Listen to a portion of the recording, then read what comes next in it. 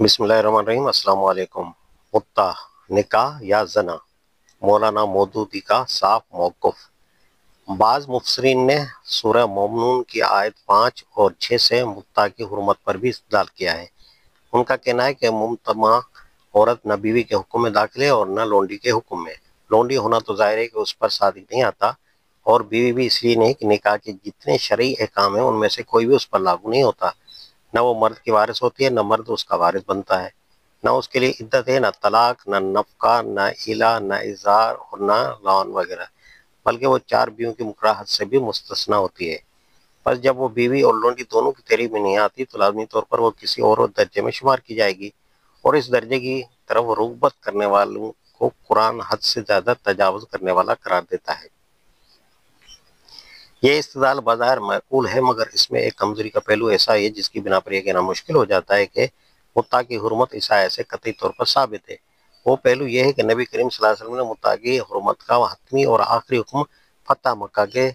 سال دیا تھا، اور اس سے پہلے اس کے جواز کے ثبوت صحیح احادیث میں موجود ہیں۔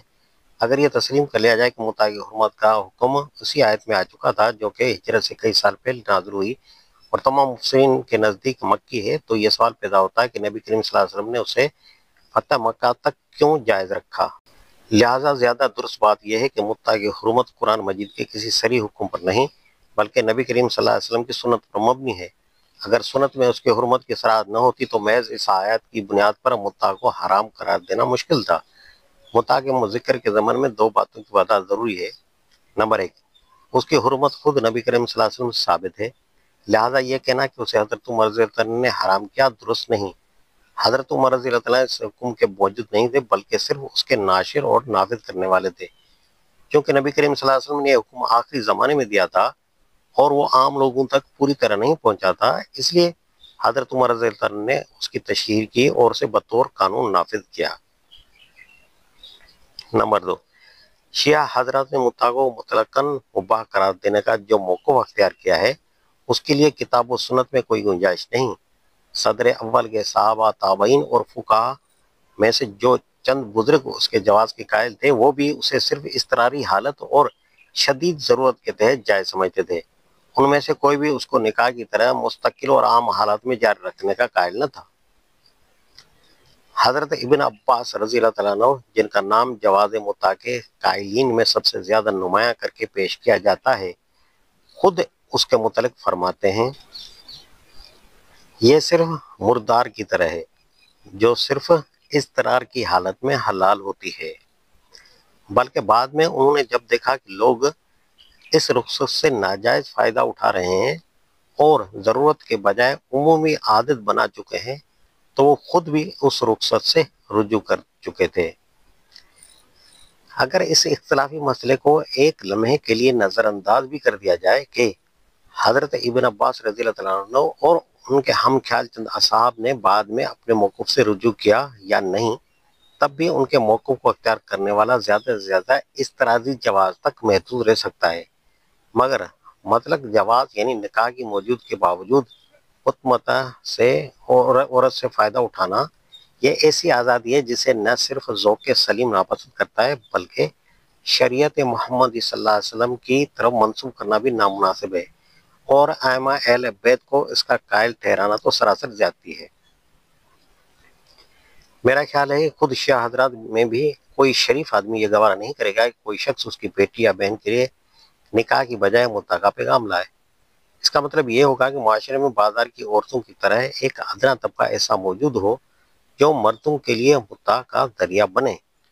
یا پھر متع صرف غریب طبقے کی لڑکیوں کے لیے ہو اور اس سے فائدہ اٹھانا خوشحال طبقے کے مردوں کا حق بن جائے۔ کیا اللہ اور اس کے رسول صلی اللہ علیہ وسلم کی شریعت سے ایسے غیر منصفانہ قانون کی توقع کی جا سکتی ہے؟ اور کیا یہ ممکن ہے کہ وہ کسی ایسے عمل کو مباح قرار دیں جسے ہر شریف عورت اپنے لیے بے عزتی اور بے حیائی سمجھے؟ سوال: جناب نے سورۃ المومنون کی تفسیر میں متع کے متعلق حضرت عبداللہ بن عباس رضی اللہ عنہ اور چند دیگر صحابہ و تابعین کے اقوال نقل کرتے ہوئے فرمایا ہے کہ یہ تمام حضرات متع کو اضطراری حالت میں جائز سمجھتے تھے، دیگر اکثر مفسرین نے یہ بھی لکھا ہے کہ حضرت ابن عباس رضی اللہ تعالیٰ عنہ نے بعد میں متا کے جواز سے رجوع کر لیا تھا۔ مجھے حیرت ہے کہ آپ کی نظر سے حضرت ابن عباس رضی اللہ تعالیٰ عنہ کا یہ رجوع کیوں اوجھل رہا؟ تمام مفسرین کا یہ بیان ہے کہ تمام صحابہ کرام اور تابعین متا کی حرمت پر متفق تھے۔ اس میں شک نہیں کہ آپ نے بھی متا کو حرام مانا ہے، لیکن آپ نے ایک فردی اور خیالی اضطراری حالت کو بیان کر کے اس کو جائز قرار دے دیا ہے۔ امید ہے کہ آپ اس بارے میں اپنی رائے پر نظر ثانی فرمائیں گے، کیونکہ یہ اہل سنت کا متفق علیہ مسئلہ ہے۔ جواب: اس مسئلے میں جو کچھ میں نے لکھا ہے اس کا مقصد یہ واضح کرنا تھا کہ جن چند صحابہ، تابعین اور فقہا نے متا کے جواز کا قول کیا ہے، ان کا مدعا یہ نہیں تھا کہ یہ عمل ہر حال میں جائز ہے، بلکہ وہ اسے حرام سمجھتے ہوئے صرف اضطراری حالت میں جائز قرار دیتے تھے۔ ان میں سے کسی نے بھی یہ نہیں کہا کہ عام حالات میں متا کو نکاح کی طرح ایک معمول بنایا جائے۔ میں نے جو اضطراری حالت کی ایک فردی مثال دی، اس کا مقصد صرف یہ تھا کہ اضطراری حالات کی نوعیت کو سمجھا جائے، تاکہ اگر کوئی شیعہ حضرات انہی قائلین جواز کی رائے کو اختیار کرنا چاہیں تو انہیں معلوم ہو کہ اس رخصت کو کس درجے کی مجبوری تک محدود رکھنا چاہیے۔ میرا اصل مقصد ان لوگوں کے خیال کی اصلاح کرنا تھا جنہوں نے اضطرار کی شرط کو بالکل ختم کر کے متا کو مطلقاً حلال قرار دے دیا ہے۔ افسوس کہ میرے طرز بیان سے بعض حضرات جیسے آپ یہ گمان کرنے لگے کہ میں خود بھی اضطرار کی حالت میں اسے جائز مانتا ہوں، حالانکہ میں اس کی قطعی حرمت کا قائل ہوں، اور اس کی وضاحت کئی سال پہلے رسائل و مسائل حصہ دوم صفحہ 20 تا 23 میں کر چکا ہوں۔ بہرحال آپ اطمینان رکھیں کہ جب بھی نظر ثانی کا موقع آئے گا تو میں عبارت میں ایسی اصلاح کر دوں گا کہ کسی قسم کی غلط فہمی باقی نہ رہے۔ یہ بات ذہن میں رہنی چاہیے کہ دوسری صدی ہجری کے آغاز تک متا کا مسئلہ اختلافی رہا ہے۔ اختلاف اس بات پر تھا کہ آیا یہ مطلقاً حرام ہے یا اس کی حرمت ایسی ہے جیسے مردار اور خنزیر کی، جو صرف اضطراری حالت میں جائز ہو سکتی ہے۔ اکثرت پہلی رائے کی قائل تھی، یعنی اسے قطعی حرام سمجھتی تھی، جبکہ ایک قلیل گروہ دوسری رائے رکھتا تھا۔ بعد میں تمام اہل سنت علماء اس بات پر متفق ہو گئے کہ متا قطعی طور پر حرام ہے، اور اضطراری حالت میں بھی جواز کا نظریہ ترک کر دیا گیا۔ اس کے برخلاف شیعہ حضرات نے متا کو مطلقاً حلال مان لیا، اور نہ صرف اضطرار بلکہ ضرورت کی شرط بھی باقی نہ رکھی۔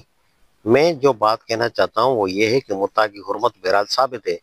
اور اس کے متعلق جواز کا نظریہ کسی صورت قابل قبول نہیں۔ البتہ سلف صالحین کے ایک گروہ کے نزدیک اس میں صرف اضطراری حالت میں گنجائش تھی، لہذا اگر کوئی متا کے جواز کا قائل ہے تو کم از کم اس حد تک خود کو محدود رکھے۔ جہاں تک حضرت ابن عباس رضی اللہ تعالیٰ عنہ کے رجوع کا تعلق ہے تو میرے سامنے وہ اقوال بھی موجود ہیں جن میں ان کے رجوع کا دعویٰ کیا گیا ہے، لیکن حقیقت یہ ہے کہ یہ دعویٰ اختلافی ہے۔ اس باب میں جو روایات آئی ہیں ان سے یہ ثابت نہیں ہوتا کہ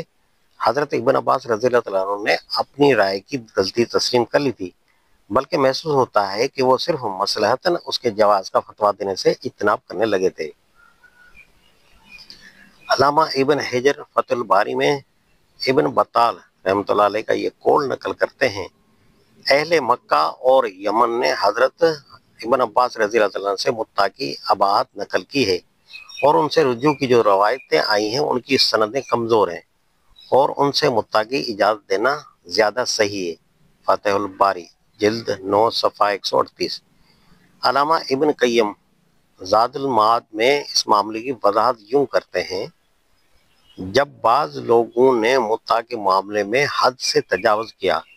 اور اسے صرف ضرورت تک محدود نہ رکھا تو حضرت ابن عباس رضی اللہ تعالیٰ عنہ نے اس کے جواز کا فتویٰ دینا بند کر دیا